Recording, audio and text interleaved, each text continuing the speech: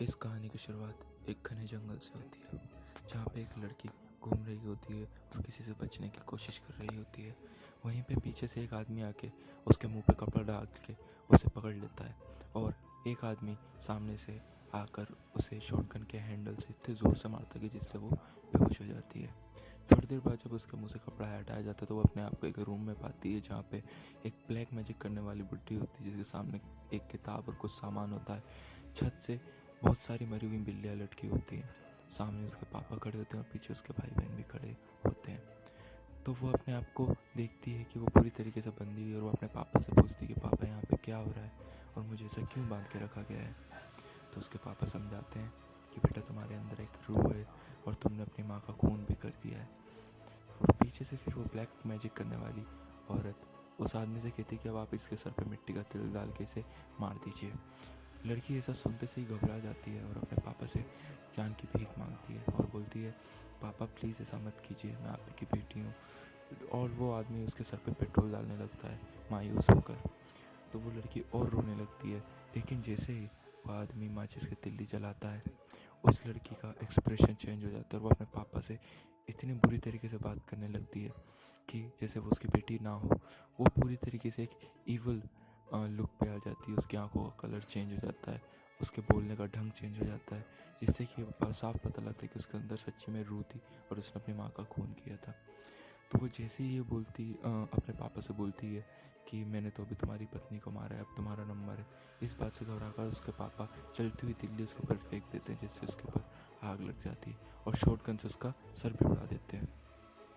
कहानी यहाँ पे ख़त्म नहीं होती, क्योंकि कुछ सालों बाद उसी घर के पास एक सीन लिया जाता है, जहाँ पे एक गाड़ी आती हुई दिखती है जिसके अंदर कुछ यंगस्टर भरे रहते हैं, जिनमें से एक का नाम एरिक, एक का नाम डेविड, एक का नाम ओलिविया, एक का नाम नटीलिया और एक का नाम मिया रहती है। मिया इस कहानी की मेन कैरेक्टर रहती है और वो डेविड की बहन रहती है और बाकी सब डेविड के फ्रेंड्स रहते हैं। तो वो लोग घर के अंदर एंटर करते हैं और मिया ड्रग्स की एडिक्ट भी रहती है। उसको ड्रग्स के बगैर रहा नहीं जाता है, लेकिन वो अपने भाई के साथ वहाँ पे रहने के लिए चली जाती है। और जैसे वो लोग घर के अंदर एंटर करते हैं, उनको बहुत बुरी तरीके से स्मेल आती है, जिसका पता करने के लिए वो बेसमेंट में जाते हैं। तो बेसमेंट में जाते हैं तो वो लोग देखते हैं वहाँ पे ढेर सारी मरी हुई बिल्लियाँ, एक काली पन्नी या पॉलीथीन के ऊपर तारों से लिपटी हुई एक बुक और कुछ ब्लैक मैजिक का सामान पड़ा होता है। तो जाहिर सी बात है, ये वही रूम है जहाँ पे उस लड़की को मारा गया था। वहाँ पे शॉटगन भी होती है और ढेर सारी बुलेट्स भी होती हैं। तो ये सब देख के सबको थोड़ा सा हैरान हो जाते हैं कि ऐसा यहाँ पे क्यों है। और पूरी मूवी में एरिक को ये बताया जाता है कि वो इन सब चीज़ों में दिलचस्पी लेने वालों में से है। तो वो लोग सब मिल के बिल्लियों को साफ कर देते हैं, लेकिन एरिक वो बुक को अपने साथ ले जाता है, क्योंकि उसे उत्सुकता रहती है कि इस बुक में ऐसा क्या है जिसको इस तरीके से बंद करके रखा हुआ है। तो जैसे ही वो लोग बिल्लियों को बाहर करके थोड़ी बहुत सफाई वफाई करते हैं, एरिक अपने रूम में जाता है और वो किताब खोलता है। तो किताब के जब वो तार काट के उसके ऊपर से, जैसे ही एरिक उस किताब को खोलता है, उसके फर्स्ट पेज में साफ साफ लिखा रहता है कि इसके वर्ड्स को ना ही पढ़ना है, ना सुनना है, ना बोलना है, वरना शैतानी रूह वापस ज़िंदा हो जाएगी। लेकिन एरिक नहीं मानता और वो पेंसिल की सहायता से उसमें छुपे हुए वर्ड्सों को ढूंढने लगता है, जिससे कि रूह धीरे धीरे करके उनके घर के पास आने लगती है। वहीं दूसरी ओर मियाँ घर के बाहर टहल रही होती है और जैसे ही वो पढ़ना बंद हो जा ख़त्म कर देता है, उसको वर्ड्स को पूरे कर देता है, वैसे ही रूह मियाँ से हवा की तरह टकराती है, जिससे मियाँ को ढेर सारी उल्टी हो जाती है और उसे वो रूह दिखने भी लगती है। तो उस रूह से बच के भागने के लिए अपनी गाड़ी की चाबी लेती है और गाड़ी चला के भागने लगती है, लेकिन वो रूह उसका पीछा करती है और एकदम से उसकी गाड़ी के सामने आती है, जिससे कि उसकी गाड़ी दलदल भरे एक नाले में जाके गिर जाती है। तो मियाँ उस गाड़ी से निकल के भागने लगती है, लेकिन वहाँ पे मौजूद पेड़ों की जो बेलें रहती हैं उसे जकड़ लेती हैं। उसे वो रूह फिर से दिखती है और उसके मुंह से कुछ गंदी सी बेल निकल रही होती है, जो मियाँ के अंदर चली जाती है, जिससे मियाँ उसके वश में आ जाती है। थोड़ी देर बाद मियाँ को ढूंढते हुए डेविड, एरिक, नटालिया और ओलिविया निकलते हैं और बहुत देर बाद ढूंढने के बाद उनको वो उसी पेड़ के पास शांत अवस्था में मिलती है, यानी कि वो पूरी तरीके से उसके वश में रहती है। तो वो सब लोग उसको वहाँ से अपने घर वापस ले जाते हैं। तो जैसे ही उसको जब होश आता है तो वो बताती है कि मैंने एक रूह को देखा है, लेकिन कोई भी उसकी बात को नहीं मानता है, क्योंकि सबको लगता है कि इसको ड्रग्स की लत लग रही होगी, इसलिए ये ऐसी बेकी बेकी बातें कर रही है। और वहाँ से चले जाते हैं। थोड़ी देर बाद मिया उठ के डेविड का जो डॉग होता है उसे भी मार देती है। इस बात का पता डेविड को चलते ही वो बहुत ज़्यादा ही गुस्सा हो जाता है। और थोड़ी देर बाद दिखाया जाता है कि मिया शॉवर के नीचे खड़े होकर हीटर को इतना तेज़ कर देती है कि उससे खोलता हुआ पानी बाहर आता है और उसके शरीर पे लगता है, जैसा कि उस बुक के एक पेज में लिखा हुआ था। उस बुक में बाकी सब चीज़ें लिखी हुई थी जो आगे चल के उनके साथ होने वाली थी। तो उसमें एक पेज पे ऐसा लिखा था कि जो वश में आएगा वह खोलते हुए पानी से स्नान करेगा, जैसा कि मिया कर रही थी। मिया का शरीर की स्किन जो होती है वो फटने लगती है, उसमें बहुत मोटे मोटे फफोले आ जाते हैं जिसमें से स्वेलिंग भी होती है। तो उस रूम में पूरा धुआं धुआं हो जाता है क्योंकि वो पानी बहुत गर्म रहता है। तो ये सब बाहर से डेविड देखकर सोचता है कि धुआं कहाँ से आ रहा है, और वो धुएं का पीछे करते करते बाथरूम तक जाता है और वहाँ देखता है कि शांत अवस्था में मिया खड़ी हुई, उसके ऊपर खोलता हुआ पानी गिर रहा है, उसकी स्किन पूरी तरीके से जल रही है, उसके मुंह से झाग आ रहा है, लेकिन वहाँ से हट नहीं रही है। तो ऐसा देखकर वो अपने हाथ में कपड़ा बांधता है और हीटर बंद करके शॉवर बंद कर देता है और मिया को गाड़ी में बिठा के अस्पताल ले जाने की कोशिश करता है। लेकिन वो आधे रास्ते में ही देखता है कि पानी इतना ज़्यादा गिर रहा होती है, बारिश इतनी ज़्यादा होती है कि पूरा रास्ता पानी में डूब गया होता है, जिससे कि वो वहाँ नहीं ले जा सकता। फिर गाड़ी में देखा जाता है तो मिया बहुत ही डरावनी हंसी हंस रही होती है, जैसे कि वो खुद चाहती थी कि उसे ना ले जाया जाए वहाँ से। तो फिर उसे वो वापस वहाँ पे ले जाता है और ओलिविया उसको एक हैवी डोज की स्लीपिंग की एक इंजेक्शन दे देती है, जिससे कि वो ना उठ सके। और ये लोग सब यही डिस्कस कर रहे होते हैं कि ऐसा क्यों हो रहा है। वहीं पे मिया अपने रूम से उठ के आती है शॉटगन हाथ में लिए हुए और अपने भाई डेविड पर चला देती है। वो तो लकीली वो बुलेट बस डेविड के शोल्डर पे लगा रहता है और ओलिविया उसे धक्का देती थी जिससे वो नीचे गिर जाती है और गन भी उससे दूर हो जाती है।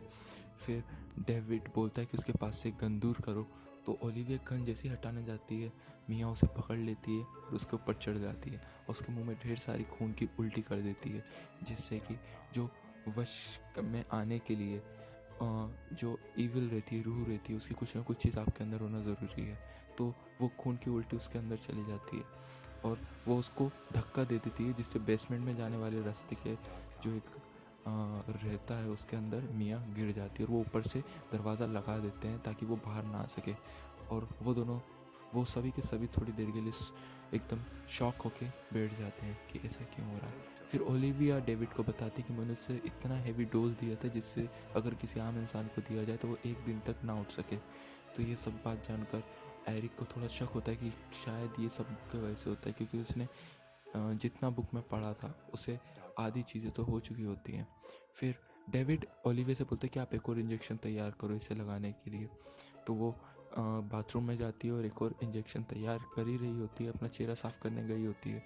वैसे ही वहाँ पे बुक का पन्ने पलटने लगते हैं और वो जैसे ही मिरर में खुद को देखती है तो बहुत उसको अपना डरावना चेहरा दिखाई देता है कि जैसा उसको थोड़ी देर बाद होने वाला होता है, और आईना भी टूट जाता है। तो वो जैसे ही भागने के लिए करती है तो बुक बंद हो जाती है और वो वहीं के वहीं रुक जाती है, जैसे कि वो भी वश में आ चुकी हो, और वहाँ दरवाज़ा भी बंद हो जाता है। तो बहुत देर हो जाती है जब ओलिविया बाहर नहीं आती है। तो एरिक से डेविड बोलता है कि आप जाके देख कर आओ कि क्या हुआ है।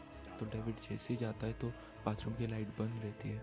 तो वो बाथरूम की लाइट चालू करके अंदर घुसता है तो देखता है कि बाथ टब में ओलिविया बैठी हुई होती है। तो वो जैसे उसको आवाज़ देता है, उसके शोल्डर पे नॉक करता है, तो वो जैसे उसको मुड़ के देखती है वो देखकर हैरान हो जाता है, क्योंकि ओलिविया खुद अपने हाथ से कांच के एक टुकड़े से अपने गाल का स्किन काटे जा रही थी। इतना काट दिया था उसने कि उसको उसके जबड़े तक दिखने लगे थे। तो वो डर के पीछे हो जाता है। वैसे ही उसका पैर उसके चिक्स के जो एक खाल नीचे पड़ी रहती है उस पर पड़ता है, जिससे उसका पैर फिसल जाता है। फिसल के वो इतनी बुरी तरीके से गिरता है कि उसके पीठ में बहुत गहरी चोट लग जाती है। तो जैसे ही अपनी आँख खोलता है वो देखता है तो ओलिविया उसकी तरफ नीडल लेके आगे बढ़ती है और उसके ऊपर मारने लगती है। तो उसके फेस पे इतने सारे बार मारती है कि एक बार नीडल निकल के उसके आँख के पास कहीं गप के ही रह जाता है। तो उससे फिर एरिक उसको धक्का दे देता है, जिससे वो दूर हो जाती है, और बगल में टूटी हुई टॉयलेट शीट पड़ी रहती है जिससे वो उसके सर पे बहुत बार मारता है, जिससे कि वो मर जाती है। फिर वो अपने आँख से नीडल को निकाल लेता है और ये सब देखने के लिए डेविड आता है, तो डेविड भी शॉक हो जाता है कि ओलिविया की डेथ हो चुकी है और उसने एरिक पे हमला भी किया था। यहाँ पे ये दोनों अलग थे और वहाँ पे नटालिया अकेली फंस गई थी, जिसे इमोशनल करके मिया ने अपने पास बुला लिया था। तो वो उसको देखने के कि इतना शांत कैसे हो गई है, तो फिर वो देखती है वो अंदर ही बैठी हुई रहती है, तो वो उसको देख के भागती है, लेकिन वो उसका पैर पकड़ के उसे अंदर खींच लेती है। तो नटालिया उसे फिर चाकू दिखाने लगती है, लेकिन मिया उसके हाथ से चाकू छुड़ा के अपनी जीभ काट लेती है बीच में से, जिसे देखकर नटालिया बहुत डर जाती है। और जैसे ही वो अपनी जीभ काटती है, वो अपने अंदर की जितना भी खून निकल रहा होता है वो नटालिया के मुंह के अंदर डाल देती है और उसके हाथ पे कस के काट लेती है, जिससे कि उसके जबड़े के सारे दांत निकल के नटालिया के हाथ में लग जाते हैं। और वहीं पे तब डेविड और एरिक आके नटालिया को बाहर निकाल लेते हैं। फिर नटालिया किचन में जाके अपना हाथ धो ही रही होती है, तो वो देखती है उसका हाथ धीरे धीरे सड़ना स्टार्ट हो चुका होता है और उसके जबड़े के दांत उसके स्किन में फंसे रह गए होते हैं। तो वो दांत निकालने ही लगती है कि अंदर से मिया कुछ बोलने लगती है, जिससे वो उसके वापस वश में आने लगती है। तो फिर वो सोचती है कि मेरा हाथ पूरा सड़ रहा है और मैं इसके वश में आने से पहले मुझे अपना हाथ काट देना चाहिए। तो वो एक वेजिटेबल काटने वाले सॉ से अपने हाथ को काटने लग जाती है। तो जैसे ही वो काटने लगती है और उसकी हड्डी ब्रोक होती है चेनसो से, वैसे ही लाइट भी चली जाती है। तो उसकी चीख सुनकर डेविड और एरिक किचन में टॉर्च लेके जाते हैं और जो अंदर का नज़ारा देखते हैं उनके रोंगटे खड़े हो जाते हैं। फिर वो देखते हैं कि नटालिया ने अपना पूरा हाथ अपने बाजू से अलग कर लिया होता है। और तो फिर एरिक और डेविड उसके हाथ में कपड़ा बांध देते हैं जिससे ज़्यादा खून ना बहे, और फिर थोड़ी देर मामला शांत हो जाता है। फिर एरिक डेविड बैठे हुए रहते हैं कि वो देखते हैं सामने से नटालिया उसके आती है और उसके चेहरे पे ढेर सारी कीलें गपी हुई होती हैं। उसकी आंखों का कलर भी चेंज हो गया होता है, जैसे वो पूरी तरीके से उसके वश में हो। तो वो जो कील शूट करने वाली एक मशीन होती है, उससे वो डेविड के पैर में मार देती है और एरिक के ऊपर भी मारने लगती है, जिससे वो दोनों बहुत ही ज़्यादा घायल हो जाते हैं। लेकिन फिर एरिक और डेविड नटालिया से दूर भागने लगते हैं, लेकिन वो हर जगह पहुँच के उनको मारती है पूरी तरीके। वो डेविड के पास जाती है और डेविड को शॉटगन से मारने वाली होती है कि एरिक उसके ऊपर हमला कर देता है, जिससे उसका ध्यान डाइवर्ट हो जाता है और वो एक रॉड उठा लेती है और एरिक के सर पे मारने लगती है, जिससे वो फेस करने के लिए वो अपना हाथ ऊपर करता है तो उसके हाथ की उंगलियां भी टूट जाती हैं और उसका सर भी फूटने लगता है। और पीछे से डेविड आके उसके सर पे शॉटगन से शूट कर देता है, जिससे कि नटालिया की भी डेथ हो जाती है। अब बस एरिक और डेविड ही बचे रहते हैं। तो डेविड ये बात समझ जाता है कि ये सब जो भी हो रहा है मिया के अंदर बसे हुए रूह के वजह से हो रहा है, जिससे वो फैसला लेता है कि मैं मिया और इस घर को जला दूंगा, जिससे कि सब बंद हो जाए। तो वो एरिक को बाहर भेज देता है और पूरे रूम में पेट्रोल छिड़कने लगता है। लेकिन मिया उसको इमोशनल करने के लिए उनके माँ के द्वारा गाया हुआ गाना गाने लगती है, जिससे कि डेविड इमोशनल हो जाता है। तो फिर वो बुक में देखता है कि इस इविल को कैसे निकाला जाए। तो उसमें बताया जाता है कि एक पेड़ के पास अगर आप गड्ढा करके ऐसे गाड़ देंगे तो वो रूह हमेशा के लिए निकल जाएगी, लेकिन उससे मिया की जान को भी खतरा हो सकता है। लेकिन और उसी वक्त बाहर एक पेड़ में आग लग जाती है, जिससे पेड़ जलने लगता है। इसे डेविड एक इशारे की तरह समझता है और वहाँ पे गड्ढा खोदने लगता है। थोड़ी देर बाद फिर वो टॉर्च लेके बेसमेंट के अंदर घुसता है मिया को ढूंढने के लिए, लेकिन मिया उससे छुप रही होती है और उसको धोखे से मारने का प्रयास करती है। फिर उसका मुंह पानी में डुबो देती है, जिससे कि डेविड मरने ही वाला होता है कि पीछे से एरिक आ जाता है और एरिक उसको बेहोश कर देता है। फिर वो दोनों मिया को पकड़ के गड्ढे में डाल देते हैं, लेकिन एरिक को इतनी चोट लग गई होती है कि वो अंदर बैठ जाता है। फिर डेविड उसको जैसे ही गड्ढे में डालता है तो वो फिर उसे इमोशनल करने की कोशिश करती है, लेकिन डेविड नहीं होता है। फिर उसको ऊपर मिट्टी डाल देता है।